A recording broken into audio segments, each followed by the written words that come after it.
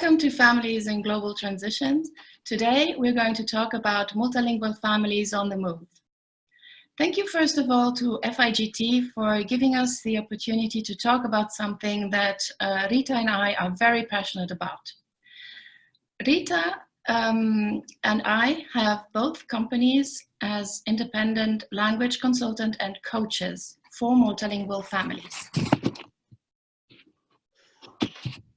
So should we start by introducing ourselves? Yes. Ute, I know you're my friend, but please let everyone else know what you do and how you can help them. Yes, okay, thank you. Yes, I am Ute Limacher-Riebold and I am member of FIGT. I also run my own company called Ute's International Lounge, and I have a Facebook group called Multilingual Families, where families on the move can share their experiences, their doubts, their questions, and with other families, parents, and also practitioners, teachers, educators, etc. So what I do, I help families understand the other culture and languages at Ute's International Lounge as an intercultural communication trainer and as a language consultant. I support these families maintain their home languages along their international journey and bridge the gap between research and practice. I am multilingual myself. I've always lived abroad and raised my 3 children also with multiple languages abroad, the same way I was raised. I know you, Rita, for several years, and I'm very happy to be one of your coaches on your site, but please tell us more about yourself. Oh, thank you, Ute. So yes, I'm Rita Rosenback.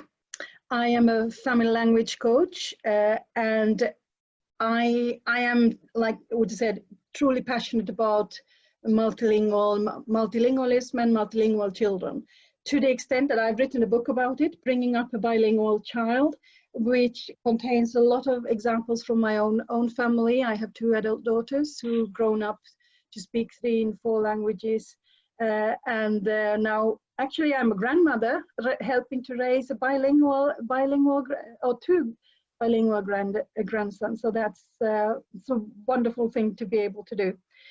My website is multilingualparenting.com. I also have a vibrant Facebook group where everybody is welcome to join.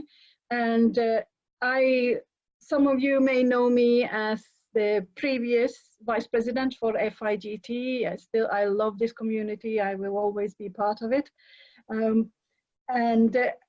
Something I want to mention today is that I also have a Finnish company, and my Finnish company will be participating in a 2-year big EU project, which is called PEACH, and I actually have to look it up because the name is so long. So it's called Preserving and Promoting Europe's Cultural and Linguistic Heritage Through Empowerment of Bilingual Children and Families.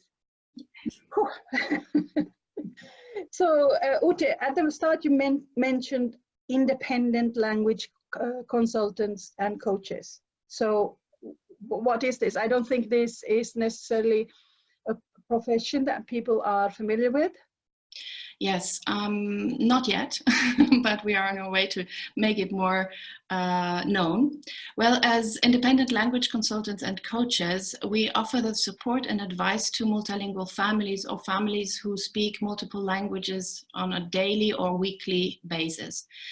Our approach is bottom-up, and which means that we support the families, mainly the children and the extended family as well, maintain their home languages and all the languages that they will collect along their journey. Our main focus, as I said, are the children and the families. This makes us a little bit more independent concerning, yes, the approach that might be from top down, if there are educators or researchers or professors who might help as well, the same way we do. But there the interest is maybe more in research or in confirming data, whereas our approach is really focusing foremost on the child and the healthy child development and the development of the whole family. So we provide also family language plans that can be then shared with teachers or with practitioners. These family language plans contain strategies and short and long-term goals, also milestones in the language development of the child or the adult even. And what we also can do is to mediate between families and practitioners or families and teachers. Yes, I really like the thing that you say about bridging the gap which there sometimes is between real life and research, and that's where we find ourselves quite often. With family language coaching, I think the family language plan, people need to understand these are tailor-made. It's not something that you can take off the shelf. Let me just look and see if I have a plan for you. It doesn't work like that. Every single family language plan is tailor-made to a family's specific circumstances, because like in most cases, there is no one size fits all solution for the challenges that families meet when they are on the move. So both of us answer a lot of questions. We've been fielding questions. Well, I've been doing it for 7 years through my website and through live Facebook Q&As and articles that, thank you. You have been also writing on my website, so that's just fantastic. So what do you find are the typical questions that we get? There are a lot of very typical questions, but it starts with people who want to know how to start a family when they speak several languages, the parents themselves. Maybe one parent, 2 or 3 languages, the other parent. How to make sure that the children will speak their home languages, which language to prefer, which language would be the most important for the child maybe. When and how to start adding other languages to the picture. And also what schools to choose. Yeah. What to do if a child doesn't respond in the right language. All these kind of questions. So one very common question I think we both get is actually concerning very young children. That's to say, will they be confused by the change in the language environment? And I think, Rita, would you like to start answering or talking about this kind of question? Oh yes, this is a question that we both could speak hours on, because it's such a persistent myth. It was some research long time ago with very questionable methods that came up with the idea that a child would get confused. This has been debunked. This myth has been debunked over and over and over again. Children do not get confused by being spoken to in several languages. They do not get confused when they move from one language to a language environment to another, and they do not get confused even if a parent changes the language they speak. There are transition periods. Well, this group is the best group ever to know about transition periods, but children that grow up with more than one language, they will soon enough learn to keep them apart. There is research showing that children already before they are born can distinguish between different languages. So that is the level of skill that babies, even unborn babies, have. It's normal that children with more than language mix their languages. It's nothing to worry about. It's called code switching. They're pragmatic. They're using the word they know. So that's fine. And normally what I say to families on the move, that your kids will be fine. They will pick up the local language as long as they get enough interactive exposure to it. What I have found is that parents often project their own fears about their own language learning to their children, and soon enough they notice that, hey, kids are okay. I'm struggling here. Yes, exactly, and that's very important. What you say, it's all part also of the adaptation period for children, right? One need to consider this, and we adults have the same. So a child would not be confused if this kind of transition is made smooth for the child, not only thanks to the parents, but also in collaboration with the schools or the broader community, so to say. And what can happen sometimes is that the children, and what raises a red flag with teachers sometimes, is when a child is quite quiet or silent in school. And one need to know that there are naturally some silent periods that children, not only very, very young ones, I had this in my practice also with older children. In the research, you will find more articles about very young children having silent periods when they start school, but you can observe this also with 8-year-old, 9-year-olds, even with teenagers. So this is a thing where we, as language consultants, I think we fill some kind of gaps in between practice and research. But the silent period, it's important not to confuse it with selective mutism. That is something that is more serious and would need to be treated by a psychologist. But this is where we can help also to distinguish what actually symptoms, so to say, are more directing versus a silent period, and when to reach out for professional help with a psychologist. Now, like Rita said before, the confusion during change of place and language, we can all experience is very closely related to the transition we go through. And it can take sometimes weeks. Some children or families adapt within weeks. Others need a year or even more, depending on the situation and on where they are actually on their overall journey abroad. What I always suggest also is, as in many schools, assessments are done within the first weeks of school. I always advise parents to go prepared with some kind of information for the school and the teachers, so that they are aware of the various languages that the child is exposed to at home and maybe in the previous community. What are the most dominant languages for the child? What are the languages the child feels more comfortable in at the moment, so that they can bridge between home and school and make it easier for the child. And well, we know it's not only about language, it's also about the culture, about many things. It would take too long to really talk about this. Yeah, and it's really important to emphasize the importance to be in close contact with the school and follow up and get the feedback from the teachers and your children, and then see where you are. So another question that comes up quite often is that when you move, so what language should you choose for your children when you're living internationally? What are the most important things to take into consideration? Well, it depends also on the duration of the stay.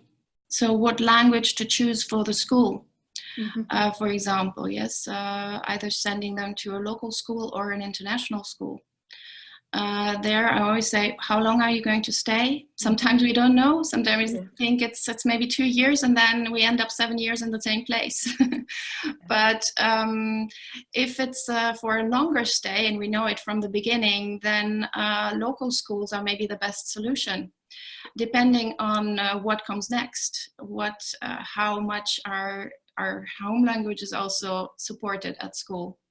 And maybe the language that my child will need in the next place, is this the school language or not? So for someone who stays longer, I would say maybe a local school. And for someone who stays shorter term, I would say international schools are a good choice, because it permits the family to have a smoother transition to the next place. And for the child as well. Yeah, absolutely. This one is like with any questions that we receive, there's no one answer, because it all depends on the circumstances. Like Ute said, the length of the stay is very important. The longer the stay, the more I would also recommend a local school. However, parents need to take a long-term view. What options are there for further education depending on the choice of language? If we need to take into account whether any language choice kind of omits any options, or kind of decides, well, if you choose that language, then you won't be able to go to university, do this or that or the other. So there are many such things. Because it can be difficult if you have done, like, let's say up to high school in one language, it might be quite a big step to do your university education in a different language. So these are things to take into account. Yes. And can I add something? Yeah. I forgot something. Yeah. Because also choosing a local school for those who stay a little bit longer, but who maybe lived in another place before, that's very important to also to choose the right local school that has maybe also other children who have lived abroad or have had a similar experience before, so that our children are not the only foreigner ones, and that will struggle maybe to really adapt and feel that they belong. The belonging, the fitting in is a big thing. Yes, absolutely. That's a really good point, because I always say when children are when parents ask about choosing a school, that it should never be first and foremost about language. The first thing you need to decide when you choose a school, is it a good school? Is it a good fit?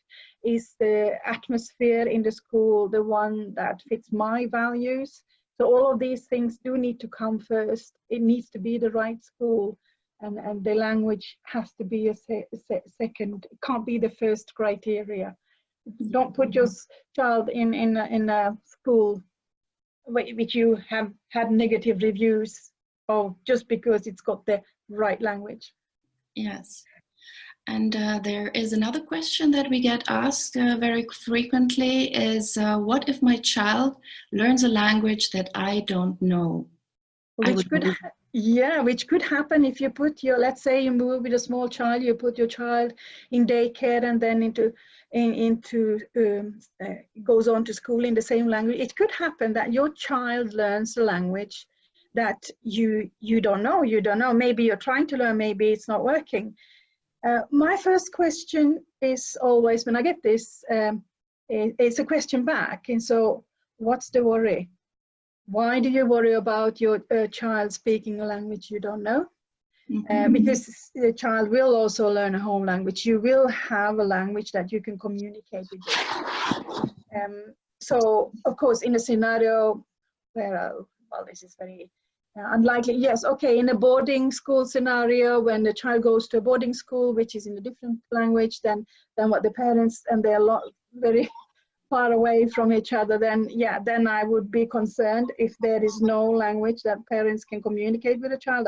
That's absolutely would be a concern, but I think these are very rare cases. So I wouldn't worry about, you have a connection with your child. Be happy if your child can add an additional language to its repertoire. Try to learn the language with the child, but I wouldn't worry. If that is the case, just say yes and learning another language. That's my take on it. Yes, exactly. That's what I often say. If the children are still young, but not only if they are young, and the other language is part of the school language or one of the languages taught at school, and the parents know that the children will use this language on a regular basis, then it's actually an incentive for the parents to learn this language as well. And if this is very difficult for them, because I mean, as parents, we are very busy. We have many other things on our plate. And adding a language that is maybe very far away from the other languages we know already is a challenge. And if the time is also very short, then I always suggest just make a language plan, like we like to do, but one that is reachable, realistic. So don't expect to become perfectly fluent or nearly native fluent within 2 years. This is just not possible, or in very rare cases maybe. But to have maybe just a little go on this language and try out as far as you can go.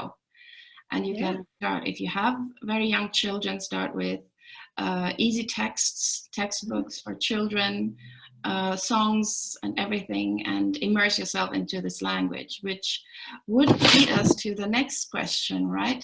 So it's a little bit related to this one. What about adults? What about them if they have or should learn a language that they haven't learned before during their assignment in a new place?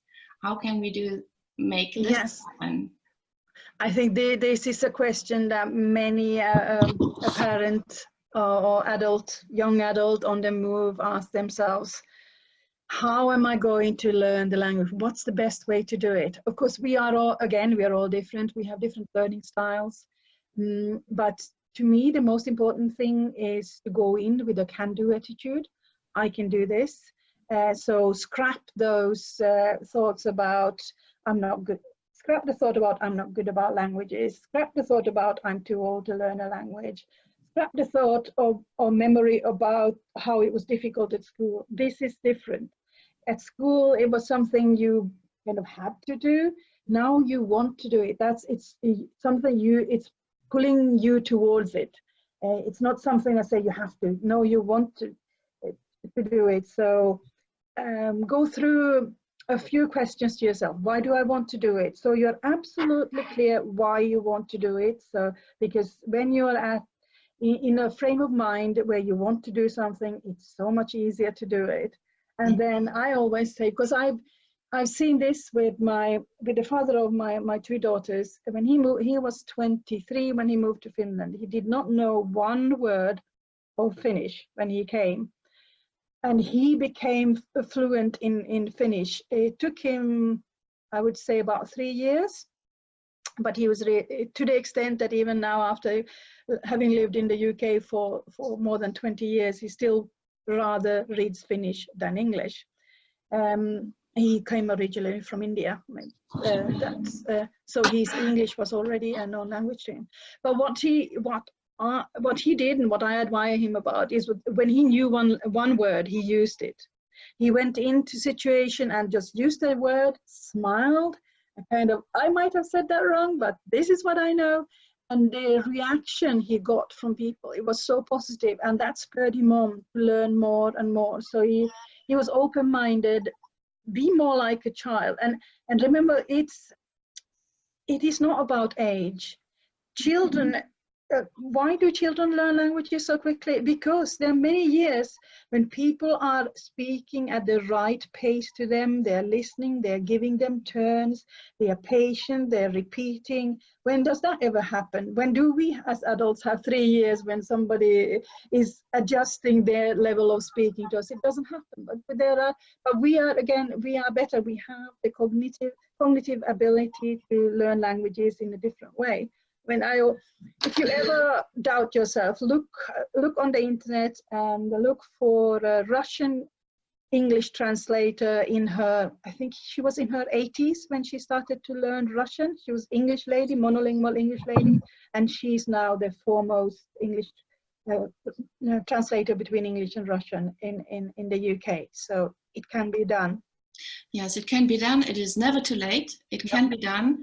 It's all a question of mindset and of having realistic goals in mind and finding the people to talk to in this language. We cannot do it interaction, just with the mirror. So we need to have this interaction, and it's such a enriching experience.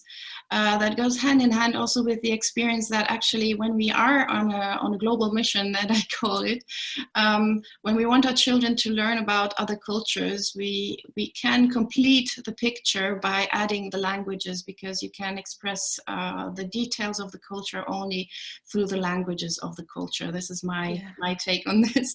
This is how I live and how I teach my children myself. And so far, touching wood, it went very well. So, absolutely. Another question that we get is, how can we keep the languages alive when the only person speaking it with our children are we parents? Or so yeah, so you move to a country where your native language is not spoken, and then of course you want to pass that on to your children, and what do you do? There's no one else speaking the language, and then it's not easy to be what we call the minority language parent, especially if you have no other outside support. So that is the first thing always, to see, is there anybody else in locally. But thankfully nowadays there's so much available online, so you can still find resources that will help you maintain the language.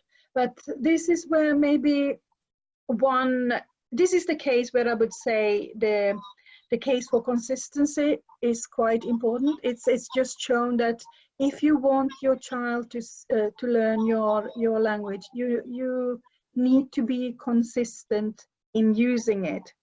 And it's kind of the less exposure to a language, the higher the need for consistency of the minority language parent. So it's not an absolute. It doesn't mean you should never, ever, ever. It's not like that. I know there are those rigorous, or those who say that you have to be rigorous. No, it's not like that. It's not about, and it's not a problem with the mixing. It's the time. It's just the exposure time. Your child needs to hear and interact in the language to a certain extent to be able to learn it, maintain it, and keep going. Yes. And this again is where we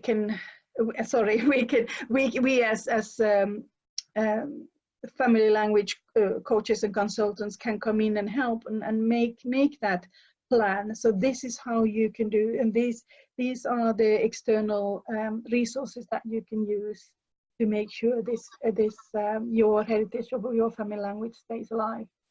Yes.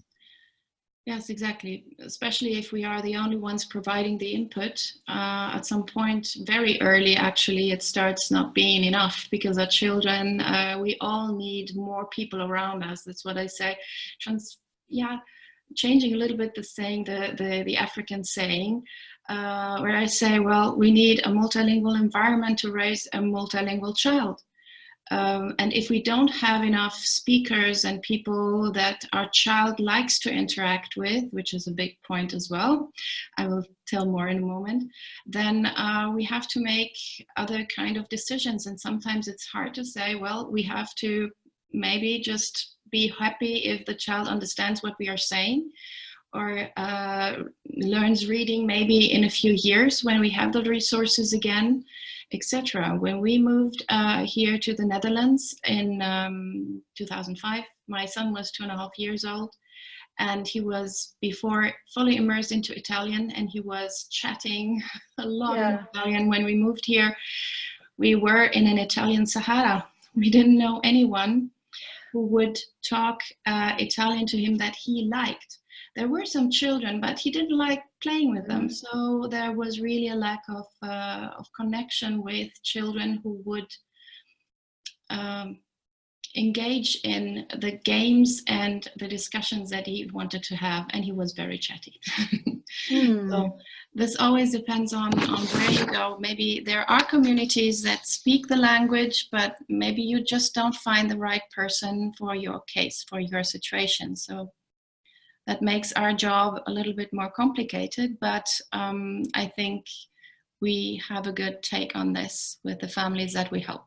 Yes, and to keep in mind is you should never look down on a situation where somebody is so-called like a receptive bilingual, which means that someone understands but doesn't speak, so they don't express themselves in the language. That's a fantastic ability to have.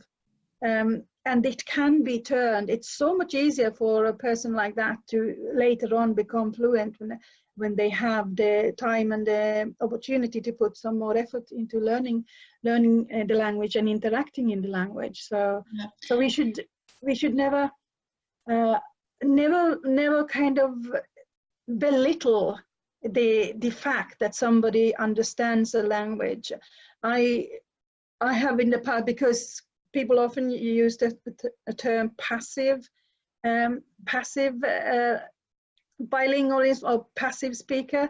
That's just ban that word, because there's nothing passive about understanding a language. There are so many processes in the brain that need to kind of fall in place for that to happen. So if anyone who listens, if you are one of those who can understand the language, be proud of that, because you can turn that into something to a more fluent language skill. Yes, you can become verbal in the languages that you understand passively. Yes, that you are just receiving as a receptive bilingual, exactly. And I see in many cases what maybe happens within the family, that a child does not respond in the right language, might change when the child starts speaking with a peer or with extended family, and then we are surprised that our children still speak that language. But yes, that's already a very good plus point to tick off and to say, well, as long as they are speaking to some extent with someone at some point, just keep on doing what Absolutely. you're doing and feeding the language with whatever you can. I had a client who had a daughter who wouldn't talk to him for 10 years and talk back in the right language, in his language. And at some point she just switched after a summer spent in a summer camp in Italy. She was Italian. With peers. She was 10 years old, and she came back and would just ask his father simple things, and he was so amazed of this change, and he's very happy now. So after 10 years, so we have to have some consistency and never give up. Yes, patience and commitment. And you touch on a very, very important thing there, the want and the need. So those are the two words that parents need to have in mind. So for the child to kind of keep a language, they must be a need for them to use the language. If they notice, if they're struggling and they notice, well, I can cope without it. Children are pragmatic. They're not doing that to spite their parents or just out of kind of refusal. It's simple. Why make it more difficult when you can make it more simple? So children just answer in the language that's easier for them. So therefore, it is our task as parents to create a situation where they both want and need. And like your example, the girl who went to Italy, she went to Italy into an Italian environment, and she wanted to speak to her peers, and she had to, because they didn't speak her languages. So that's just a perfect scenario. Mm-hmm. Yes, exactly. So I think, Rita, we have covered several questions, and maybe we have to wrap it up. Yes, and we could go on for hours. Oh yes, but it would go into many more details. So maybe we can tell those who are watching this how they can reach us. Yes. Yeah, I mean, I can be reached through my website, multilingualparenting.com, or if you want to email, just put Rita@multilingualparenting.com, and so that's easy. Or join the Facebook group. There's a lot of discussion going on there, and you can post your own question there, and you will get feedback from many parents, which I always find is good. So like, what we always see, I'm sure you noticed the same, Ute, is the parents come up with ingenious ideas and thoughts about, well, you could do this, or you could try this, or this worked for me, and it's just a fantastic community to be part of. It is indeed, yes. And where do they find you? You're in the Netherlands, aren't you? Yes, I'm in the Netherlands, near I'm in the UK. Yes, you're in the UK. So people can find me locally, yes, near Leiden. I travel very frequently, so it wouldn't be a problem to find me somewhere else either. But online you can find me under utesinternationallounge.com. Join my Facebook group with the same name, or also my Facebook group, Multilingual Families. I also offer every 2 weeks, more or less, depending also on holidays and other things coming up, I offer free online meetings that happen over Skype, usually on Wednesdays from 7 to 8 Amsterdam time. But I'm happy also to accommodate those who live in another time zone and to make it earlier the days. Where we have different topics that we talk about, and I have some experts, some teachers, parents who share their experiences with the children. So it's always a nice chat that we have in that group. So if someone is interested, you're always welcome to join us. Yeah, sounds fantastic.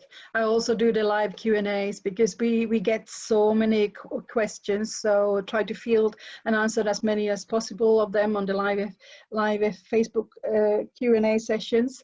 And then, of course, on the website, I think there are about 200 Q&A articles at the moment. So, but we still haven't covered everything, so that's how vast the whole topic is.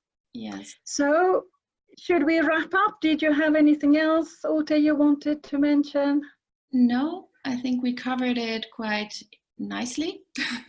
But we're happy to answer any further questions that anyone might have about their own language learning or children's language learning, any challenges, we're happy to help. So I just want to finish with saying thank you to FIGT and thank you to all this wonderful community around FIGT. I've been part of it and very closely part of it for a long time, and it's very close to my heart. And I'm happy that Ute and I have been able to do this for FIGT. So please keep on talking your languages and be proud of any language skills you have.